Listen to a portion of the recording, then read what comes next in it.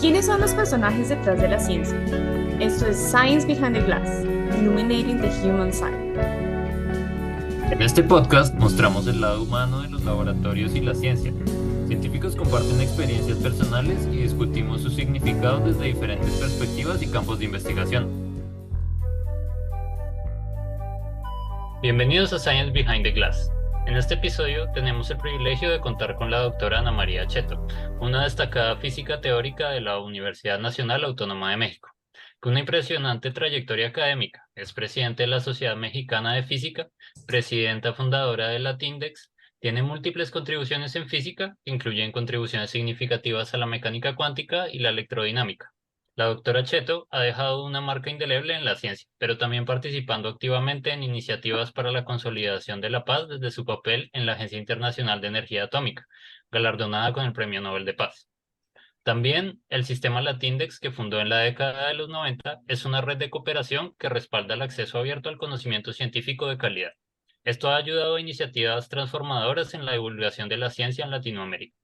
En el capítulo de hoy exploraremos el mundo editorial científico y conoceremos cómo se difunden las investigaciones y descubrimientos. Hablaremos del impacto de las investigaciones y cómo se mide. Y por supuesto de cómo estos aspectos afectan al ser humano y a la parte humana de la ciencia. Me parece para una conversación esclarecedora mientras exploramos las apreciaciones de una gran mujer de ciencia en México. Bienvenida, doctora Cheto. Gracias por acompañarnos y por aceptar la invitación. Muchas gracias, gracias por la invitación y los saludo a ustedes y saludo al público que nos escucha. Bueno, para empezar, doctora, queríamos preguntarte qué te llevó a escoger un camino en ciencias y en particular en la física. Bueno, pues desde pequeña me llamó la atención la forma como funciona el mundo a nuestro alrededor, en particular el mundo físico, bueno, sin saber cuando yo era pequeña que eso era física, ¿verdad? Pero sí tenía yo mucha curiosidad por entender los fenómenos relacionados con la física, el comportamiento de los materiales, de la luz, etcétera, de qué estaban hechas las cosas, cómo eran por dentro, etcétera. Y pues esa curiosidad, gracias a que fue respondida y atendida por padres, por mis padres y por algunos maestros, no todos, ¿verdad? Pero bueno, pues así es. Me fue llevando al camino de la física finalmente. Me gustaba también mucho la biología y la geología, pero me parecía que los planes de estudios de la biología en México todavía eran muy descriptivos. La geología no se enseñaba como ciencia, sino solamente como ingeniería. Entonces dije, bueno, pues me decanto por la física y no me he arrepentido de ello. Genial. Fantástico. Es sorprendente. Y bueno, y aparte de la pasión que tú tienes por la física, también hemos visto que tú has trabajado mucho en la parte de la divulgación científica, haciéndola más equitativa para todo el mundo. ¿Podrías explicarnos cómo has visto tú la evolución de las editoriales científicas en los últimos años? Ha cambiado muchísimo. Es impresionante cuando uno mira atrás al siglo XX, la transformación que ha sufrido el mundo de la publicación científica. Eh, a principios del siglo había unas cuantas revistas y la gran mayoría de ellas eran revistas nacionales, o sea, eran revistas alemanas o inglesas o danesas, incluso Niels Bohr publicó en una revista danesa o francesas, pero todas se publicaban localmente y usaban además los idiomas pues, de los autores, ¿no? Los idiomas maternos de los autores en la mayoría de los casos, pero conforme se fue institucionalizando la ciencia a lo largo de la primera mitad del siglo pasado, también fueron creándose nuevas revistas y haciéndose hasta cierto punto internacionales. Ya empezaron los investigadores a usar revistas editadas en otros lados. Pero también hay que tomar en cuenta que con la institucionalización de la ciencia significó la creación de puestos de investigador que prácticamente no existían en el siglo XIX, pero ya en el siglo XX sí se empezaron a crear departamentos, institutos, etcétera, y plazas de investigador, y hubo un florecimiento de la ciencia. Se multiplicaron entonces las publicaciones, y cuando pues, ya ha llegado, digamos, la mitad del siglo, ahí se nota ya una diferencia fuerte, ¿no? Ya se habían creado muchas revistas y muchos espacios para que estos investigadores pudieran publicar sus trabajos, compartirlos con otros.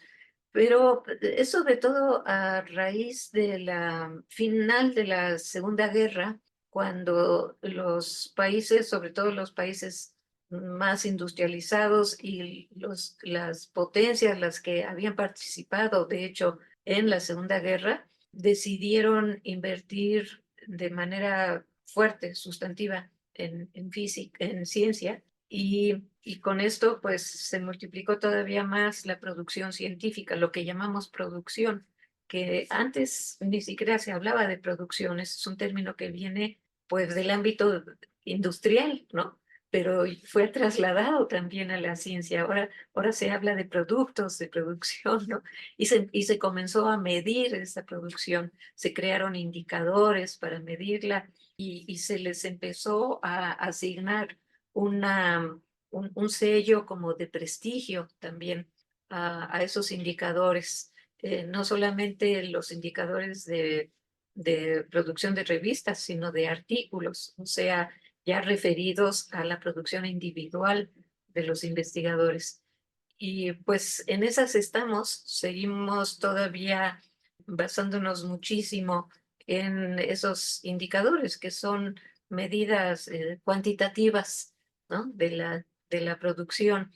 Y como son signo de prestigio, y también normalmente viene asociada una remuneración, no solamente en términos del ingreso del investigador, sino también a través de la financiación de proyectos, pues esos indicadores numéricos tienen muchísimo peso, y Claro.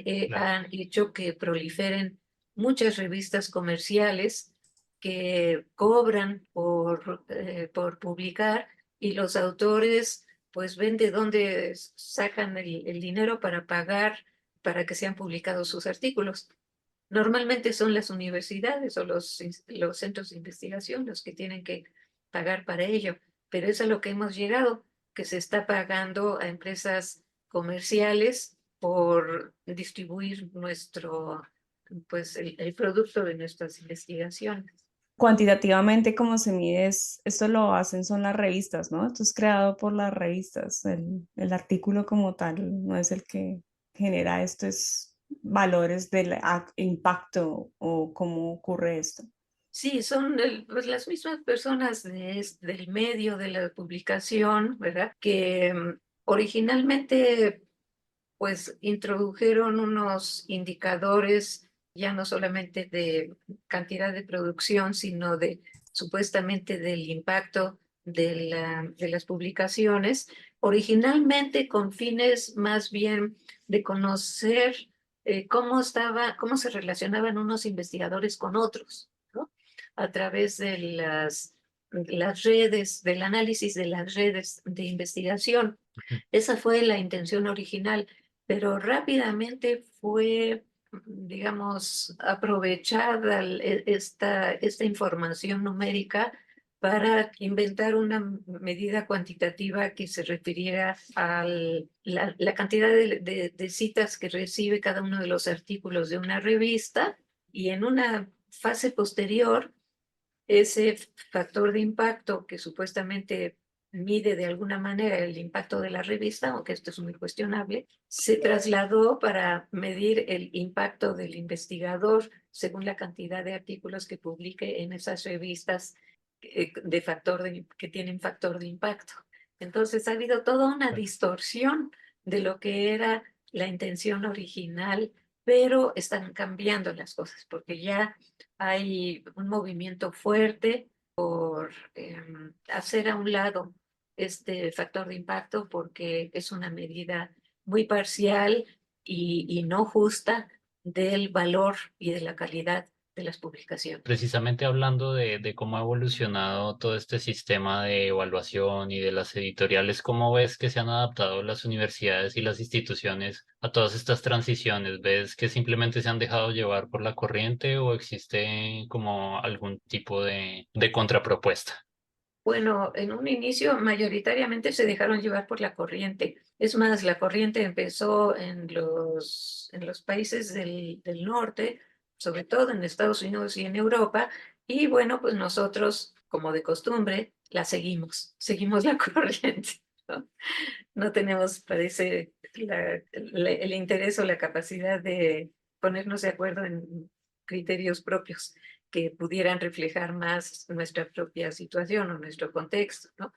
Sino que se argumenta que como la ciencia es internacional, pues tenemos que adaptarnos a y adoptar los criterios que nos vienen del norte. Entonces, pues caímos así como, fue un efecto como dominó, ¿no? Y dominó es la palabra.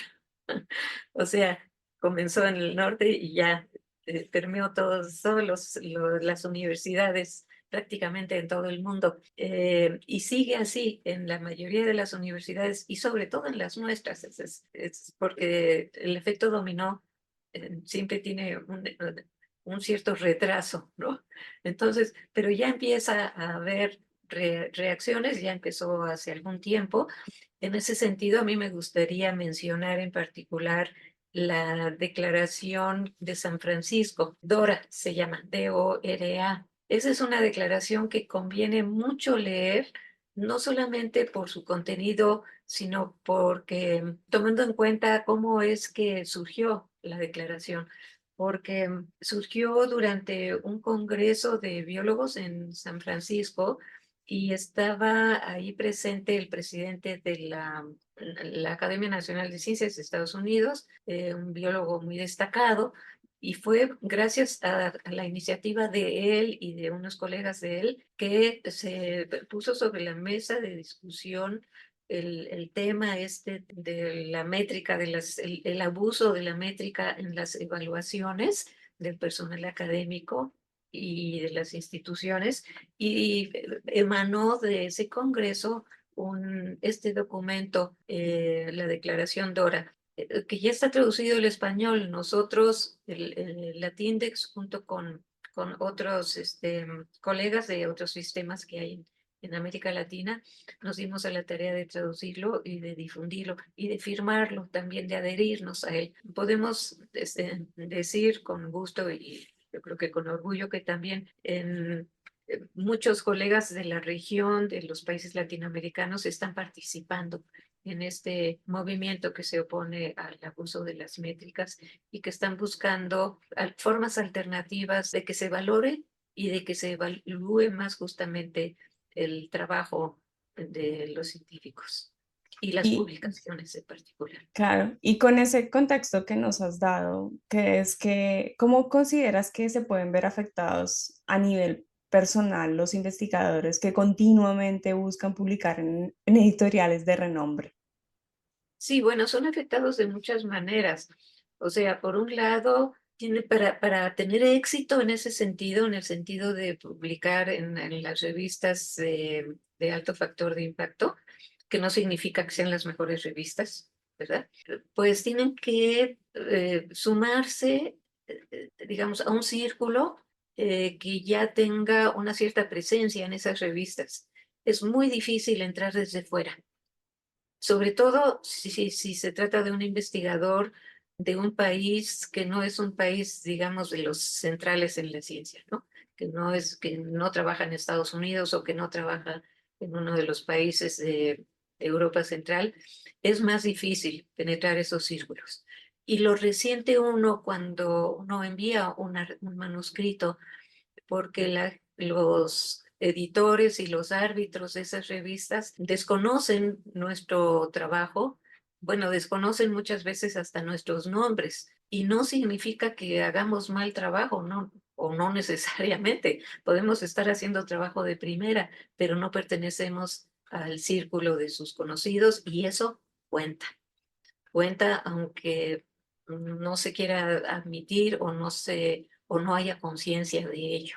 Entonces, un investigador joven en alguno de nuestros países que quiera tener éxito en ese sentido, tiene que establecer sus vínculos, probablemente llevando a cabo una estancia postdoctoral en el extranjero o incluso haciendo el doctorado en el extranjero, conectándose con investigadores del exterior, de otras universidades, publicando naturalmente en inglés y publicando en un tema de moda. O sea, influye en la elección del tema de investigación. Y hay análisis serios que demuestran y concluyen esta forma de evaluar el trabajo ha influido en la temática de investigación, en orientar y reorientar los temas de investigación que se trabajan en todos los países, también en los nuestros. Y así es, mucha gente tiene que cambiar incluso casi que sus gustos para acoplarse a lo que está siendo publicado mayoritariamente, ¿no? Sí, y Y por bueno, eso es tan Tenny, ujú, importante responder a eso y buscar alternativas y demostrar que nosotros también estamos haciendo trabajo de calidad, ¿verdad? claro. Bueno, y teniendo eso en cuenta, ¿cómo ves, digamos, que la industria editorial y las editoriales están reaccionando? ¿Ves que empiezan a reconocer precisamente esos vicios que existen en sus índices de medición, de impacto y de pronto buscando formas alternativas de evaluar el mérito de las investigaciones que van a publicar o que pretenden publicar? No, por parte de las editoriales comerciales no hay ningún indicio de esa intención o de ese reconocimiento. Lo que las mueve es el negocio y cuanto más negocio, mejor. Entonces, esa es su finalidad y cualquier cosa que abone a su negocio, pues la toman en cuenta. O sea, sí tienen, o sea, ellos monitorean naturalmente la reacción de las comunidades científicas y de las universidades. ¿Por qué les interesa monitorearla? Pues para asegurar que su negocio continúa o que incluso se multiplica. Y es lo que han logrado. Y han hecho consorcios cada vez más grandes, se compran unas editoriales a otras. El resultado es que un puñado, ¿eh? de editoriales domina más del 50% de la industria editorial hoy en el mundo, ¿no? Pero pues también hay, digamos, hay movimientos más independientes justamente por promover las publicaciones en acceso abierto, no comercial, no con fines de lucro. Y gracias al impulso se ha logrado dar digamos, a estas editoriales o estas revistas, pues sí hay espacios alternativos. Y nuestra intención y la intención de muchos de nosotros es avanzar por esa ruta. Algunas de las universidades, y una vez más en los países del norte, sí están respondiendo ya directamente, están reaccionando en contra del negocio de las editoriales, de las grandes editoriales. Unas cuantas han tomado pasos importantes en el sentido de cancelar, por ejemplo, los contratos que tenían con alguna de esas grandes editoriales, ¿no? Creo que la Universidad de California fue Sí, una de ellas que estaba canceló contratos con la las universidad, editoriales. sí, ese fue un muy buen ejemplo que puso la Universidad de California. Más recientemente, en Francia, el CNRS, que es como el CONACYT de allá, y que tiene también, igual que el CONACYT de acá, tiene centros de investigación, decidió cancelar su contrato que tenía con Scopus, que es el gran servicio de indexación, el que sale con los factores de impacto, etcétera. Entonces son pasos muy importantes. Son pasos que no se dan de la noche a la mañana, o sea, ha habido mucho trabajo detrás, ¿no? Porque la resistencia es fuerte, naturalmente, pues si hay intereses, hay un conflicto de intereses allí, pero sí se va logrando. Y es que hay que tomar en cuenta que las universidades son mayoritariamente las que pagan el pato, o sea, las que Mm. tienen que estar financiando todo esto que va a dar a las empresas editoriales comerciales con fines de lucro. Entonces, pues se tienen que defender las universidades, pues que en nuestros países también se defiendan más. Y también hay un gran inconveniente, o bueno, dando este contexto sobre las revistas depredadoras, viene también la parte de revistas depredadoras y qué Sí, efectos tú consideras que están causando sí. en el desarrollo científico y en la vida de científicos. Bueno, es un nombre, ese es un término prestado del inglés con muchos otros. Nosotros en Latindex no lo empleamos, pero sí hay, es que hay de todo, hay toda una gama de unas que son sospechosas, otras que son engañosas, otras que son de plano fraudulentas, otras son simplemente de mala calidad, en fin. Entonces somos cuidadosos con los términos, pero ya el término acuñado en Estados Unidos ya cundió, ¿no? Como muchos otros. Para mí son un producto natural del dominio del negocio editorial. O sea, vieron hay un gran número de, digamos, de vivales, de gente que se dio cuenta que ahí hay un negocio y dijeron, no, pues yo le entro al negocio, creo mi revista y la ofrezco un espacio de publicación más económico, más accesible, ¿verdad? Y además les ofrezco a los investigadores plazos más breves para el arbitraje, un arbitraje más sencillo, más fluido, no tan complicado como el de las otras revistas, y pues con eso puedo hacer un negocio. Pues claro, claro, digo, mientras siga existiendo ese contexto en el que la publicación es un negocio muy jugoso, naturalmente van a seguir creándose estas alternativas comerciales que son muy poco fiables. Y el resultado es que pues han crecido mucho el número de editoriales ya de plano fraudulentas, pero no en nuestra región, no en nuestros países. ¿Por qué? Porque aquí no es negocio. O sea, donde más crecen es donde la publicación sí está en manos privadas, sí es un negocio. Claro, se empiezan a dar todas estas dinámicas del libre mercado y que son Exactamente. empresas que compran otras empresas y eliminar la competencia y buscar el monopolio y así. Sí. Y luego algunas de estas editoriales logran embaucar a algún científico de prestigio ahí medio despistado, ¿no? O le ofrecen un espacio alternativo y cae, y entonces eso le da prestigio a la revista y entonces caen otros como mosca. Pues sí, o sea, Claro. así va a seguir. Mientras siga siendo Mm. un negocio jugoso en la publicación de trabajos de investigación, va a seguir habiendo este, pues este fenómeno. Sí, y bueno, muchas veces precisamente los argumentos como para mantener este negocio y este sistema de publicación de las grandes editoriales es que ellos dicen que pues prestan precisamente estos servicios de curaduría de calidad y que la ciencia abierta podría, digamos, comprometer lo que es la calidad, la ética y pues no sé, ¿cómo ves, digamos, tú estos argumentos y crees que la subsistencia de las empresas editoriales estaría en riesgo con la ciencia abierta? No, no, es que no tiene nada que la calidad, o sea, no tiene nada que ver. La ciencia abierta no está peleada para nada con la calidad, todo lo contrario. De hecho, uno puede ver las estadísticas de la cantidad de artículos que han tenido que ser retirados ya una vez publicados, y son artículos que se han publicado en las revistas comerciales por las grandes editoriales, las editoriales de prestigio, no por las revistas en acceso genuinamente libre y abierto.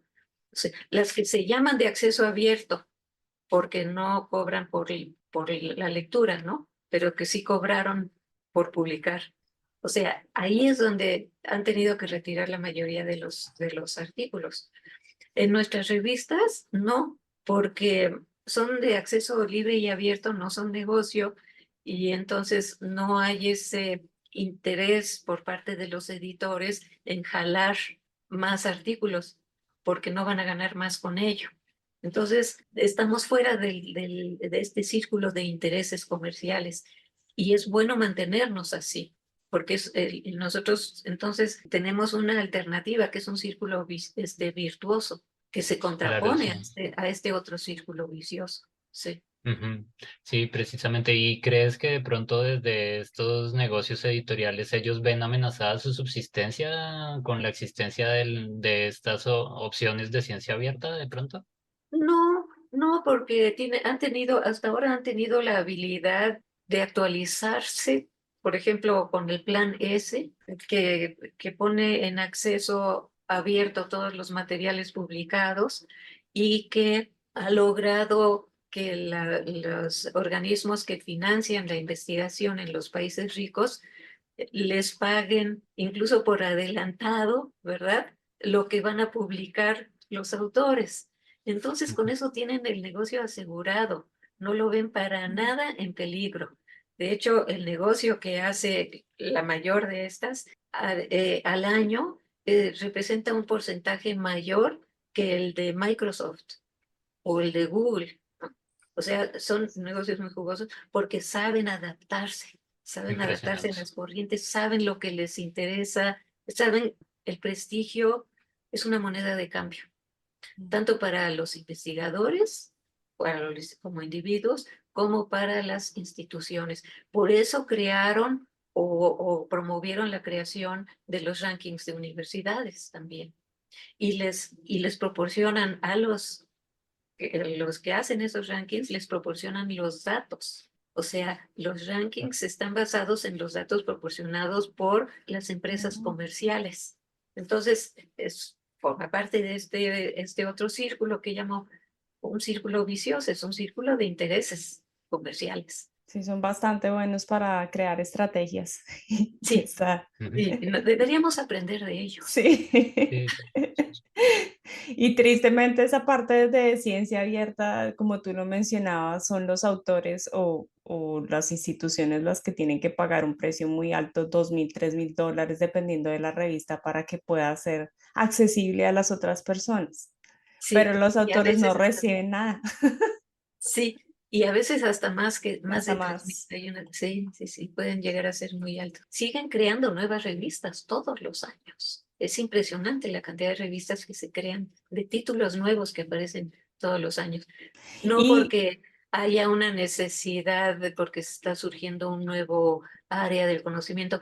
No está contribuyendo todo eso, y eso es importante, a un avance de la ciencia en el sentido de que se estén descubrimiento, se estén haciendo nuevos descubrimientos importantes, o no, es simplemente producir más y más y más. sí, y eso es Bueno, ahora importante. los fraudes ya han llegado al grado, una de las últimas formas de negocio que han encontrado es mm, eh, com- crear una compañía que le ofrece a una de estas editoriales comerciales ya los artículos, digamos, listos para ser aceptados y publicados a cambio de una cuota. Y entonces la editorial comercial los compra porque sabe que es una buena inversión porque va a hacer más negocio con ellos. claro. O sea, ya apareció otro intermediario más. Ujú. Pues, lo acabas de decir, son las leyes del mercado, del libre mercado. Y con todo esto que esas estrategias que ellos tienen, ¿cuáles han sido nuestras estrategias o estrategias de parte de los investigadores? Por ejemplo, ¿podrías contarnos un poco más sobre Latindex y las alternativas que promueves para el libre acceso de la ciencia y cómo esto podría promover otros cambios más hacia una ciencia más abierta y una divulgación en donde todos tengan acceso? Sí, bueno, sí, hay que entender que el Latindex se creó en la época en que apenas comenzaba a usarse el Internet, pues en principios de los 90, por ahí el 95, 96. Ya se estaba usando, pero todavía no, digamos, a la escala en que se usa hoy en día. Y a nosotros nunca se nos ocurrió hacer, hacer negocio. Lo que para nosotros era importante es darles visibilidad, darle visibilidad a la producción científica de Latinoamérica primero, el de Iberoamérica después, y reconocer que hay también revistas de calidad. Por eso produjimos tanto el directorio como el catálogo, que es el que contiene las revistas que han pasado por un filtro de calidad calidad editorial, digamos, los contenidos no los podemos juzgar nosotros. Y fue después, fue a principios de este siglo cuando ya comenzó digamos, la nueva onda del acceso abierto ya con mayúsculas. Para nosotros el acceso siempre había sido abierto, ¿verdad? Entonces dijimos, pues ya están descubriendo que sí hay que poner en acceso. Nos pareció muy bien que saliera la Declaración de Budapest en 2003 y luego la de Bethesda y la de Berlín poco después. Y dijimos, qué bueno, ahora sí, todo va a ser acceso abierto, pero se empezó a distorsionar el concepto de acceso abierto y a transferir los cobros de las bibliotecas. Bueno, siguieron cobrando las bibliotecas, pero ahora transferirlos también a los autores, ¿no? Entonces se cerró el acceso a los autores con eso. O sea, es un acceso cerrado a los autores. Entonces, bueno, establecieron sus convenios y sus negocios con las grandes fundaciones que financian la ciencia en los países ricos y con eso ya tienen una garantía de sobrevivencia de su negocio. Pero nosotros seguimos impulsando el acceso libre y abierto y lo que ha sido muy importante es encontrar aliados, o sea, encontrar que no estamos solos en esto. Eso ha sido fundamental, ¿no? Y tenemos aliados muy importantes. Por ejemplo, está a nivel internacional, pues hemos trabajado desde siempre con el Centro Internacional ISSN, el que asigna los números a las revistas, ¿no? Los números de registro. Hemos apoyado la creación de directorios latinoamericanos, de repositorios, etcétera, que promuevan también el acceso a las publicaciones. Y lo que ha sido muy importante es promover también la elevación de la calidad de nuestras revistas. No solamente darlas a conocer, pero ¿de qué sirve darlas a conocer si no también al mismo tiempo elevar su calidad? Entonces, eso es un proceso que yo creo que no va a terminar jamás. Hay que seguir insistiendo en que nuestros propios países, nuestras propias universidades y sociedades científicas produzcan revistas de calidad. Y afortunadamente sí se cuenta con muchas universidades en nuestra región, sobre todo las universidades públicas, que han cuidado mucho la producción de sus revistas. Pero pues se tiene el problema de que no manejamos con la misma facilidad el idioma que se usa hoy en día para la comunicación en la ciencia, que es el inglés, que los temas en los que se trabaja en nuestra región muchas veces no son del interés, de que nuestros autores no tienen el mismo reconocimiento a nivel internacional. O sea, son muchos factores que operan en contra, pero de todos modos pensamos que eso no es motivo para seguir impulsando la elevación de la calidad y la presencia de nuestras revistas. Incluso la creación de revistas nuevas en aquellas áreas que son del interés de nuestras propias comunidades. Ahora que mencionas, una parte es, por ejemplo, el inglés es una gran barrera para países latinoamericanos y no solo latinoamericanos, asiáticos. Mexicanos. Entonces, crees que podemos como cerrar esa brecha entre esos dos mundos? De los dos mundos, pues es que entran tantos otros factores socioeconómicos, culturales, políticos, intereses económicos, etcétera, y diferentes formas de manejar sus economías. O sea, en las reuniones que hemos tenido con, digamos, nuestras contrapartes en Europa, ha sido evidente que ahí todavía opera mucho, incluso en las comunidades académicas, opera mucho el modelo comercial. O sea, siempre piensan, en primer lugar, en términos de dinero, para sus proyectos, para todo, para todo. Y nosotros siempre lo dejamos al final. O sea, pensamos primero en qué queremos hacer y empezamos a hacer un proyecto sin pensar en lo que nos va a costar. Y solamente al final decimos, bueno, ahora hay que hacer cuentas, ¿no? Y a ver de dónde sacamos el dinero. Pero ellos operan al revés. O sea, es una mentalidad muy diferente. Entonces, pues, digamos, cuando menos creo que hemos avanzado en establecer un diálogo y entendernos más los unos a los otros. pero eso no significa que vamos a operar igual. Pero sí hemos encontrado que también en esos países europeos con los que hemos, en esas comunidades con las que hemos empezado a entablar este diálogo, hay personas que piensan como nosotros, que les gusta nuestro modelo, que les parece atractivo y que les parece una buena alternativa. Entonces, esos son puntos muy favorables, porque empezamos a abrir brecha también en otros lados, empezamos como a permear, ¿no? Con nuestra cultura, con nuestra forma de ver las cosas, antes de que nos domine a nosotros, pues las leyes del mercado que dominan en tantos otros ámbitos. Y bueno, sí, eso es súper valioso. Y precisamente pues ya para terminar y pues teniendo todo esto en cuenta, no sé si quisiera cerrar con algún mensaje en particular o alguna anécdota sobre el tema que hemos platicado el día de hoy. Bueno, pues sí, yo creo que sería una oportunidad para regresar a esto de la transición del acceso abierto a la ciencia abierta, que es en lo que se está trabajando ahora también en muchas partes del mundo, sobre todo a raíz de la recomendación eh, que fue aprobada por la Conferencia General de la UNESCO en noviembre de 2021, porque la intención de esta recomendación de la UNESCO es no solamente avanzar pues en el acceso abierto, libre y abierto a las publicaciones, sino también a los datos, ¿verdad?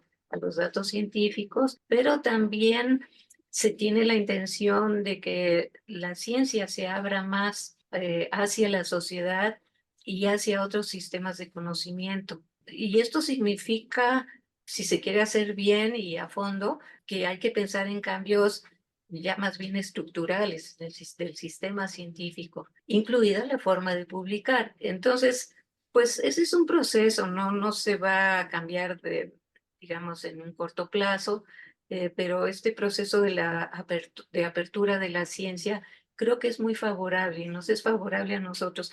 Por eso debemos participar en ese proceso activamente para poder influir en la forma como se da, que se separe, que se aleje del modelo comercial y que se busque una forma más justa, más equitativa de compartir el conocimiento y de relacionarnos con el resto de la sociedad. Entonces, Claro. yo espero que sí se pueda avanzar y que sobre todo nuestras comunidades pues aprovechen la oportunidad también para conectarse más con la sociedad, pensar más en los problemas que nos aquejan, muchos de ellos son locales, otros son globales, ¿verdad? Y que merecen ser atendidos también desde nuestra perspectiva, que no debemos esperar a que sean otros los que los resuelvan, sino que debemos participar en su solución. Claro, sí, como que involucra igual que tengamos como un cambio de visión de cómo vemos la ciencia, los datos, la información, no solo como un producto, sino como un bien social. Como un bien social y como algo en lo que nos toca participar, ¿no? Que nos sintamos involucrados, partícipes también en la creación de ese conocimiento, de esos datos, de esa forma diferente de entender la naturaleza. Sí, como un derecho y como un Así es. deber. Claro, como un derecho y con la responsabilidad que conlleva. Así Muchísimas es. gracias por aceptar la invitación, por toda esa increíble entrevista, por tu tiempo. Muy emocionada. Qué bueno, pues muchas gracias. Fascinante charla. Yo creo que algo que debemos mencionar es que los científicos son los que deben obtener financiación para sus proyectos, realizar los experimentos y escribir los artículos científicos. Y de ahí publicar. Ellos deben sacar el dinero de los proyectos, que a veces no es mucho para pagar el costo de la publicación, que dependiendo de la revista puede variar entre 1.500 hasta 10.000 dólares en las revistas más famosas, como Nature o Science. ¿Tú qué piensas, Dani?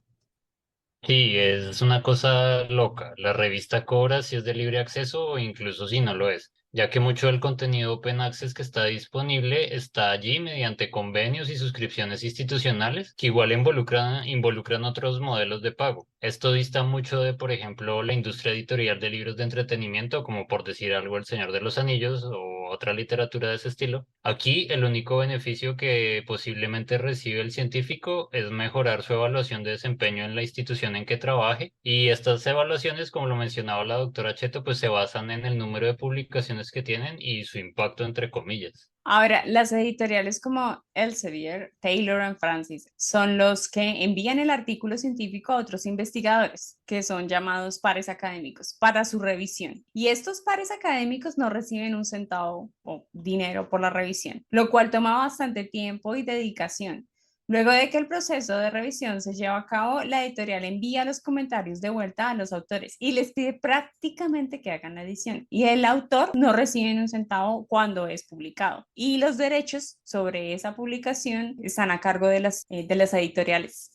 Sí, esto también es una problemática fuerte para el ámbito personal de los investigadores, pues además de que tienen la presión de conseguir recursos suficientes para publicar su trabajo una vez que lo han completado, también tienen que asignar tiempo para contribuir en revisiones que no son remuneradas y tampoco representan beneficios para el investigador en términos de servicios editoriales o facilidades para publicar en la revista para la cual están revisando. Por otra parte, cuando hablamos de las nuevas opciones para hacer más accesibles conocimiento científico, mencionamos el Plan S. Todas las revistas de investigación deben tener la opción de publicar Open Access o un acceso abierto, pero ¿quién lo paga? Las instituciones académicas son las o organizaciones financieras estatales, de donde se obtienen los recursos, los investigadores, pagan a estas editoriales científicas, Elsevier, Black and White, Taylor and Francis.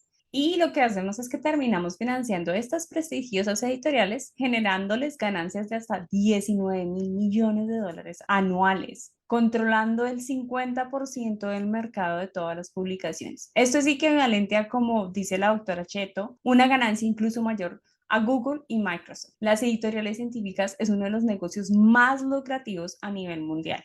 Sí, es algo que parece absurdo, especialmente cuando piensas en que los pobres presupuestos que se asignan en países como los de América Latina terminan en buena medida en pagar las tarifas de editoriales comerciales como las que mencionas. Además, como veíamos, todo esto se termina retroalimentando con estos índices de evaluación de universidades, revistas y científicos. Desde los ministerios de ciencia y desde la academia creo que ayudaría mucho buscar nuevas formas de evaluar el impacto de la investigación científica y sus protagonistas. Así es, Dani. Y hay que hacer una revolución, pero no es tan fácil.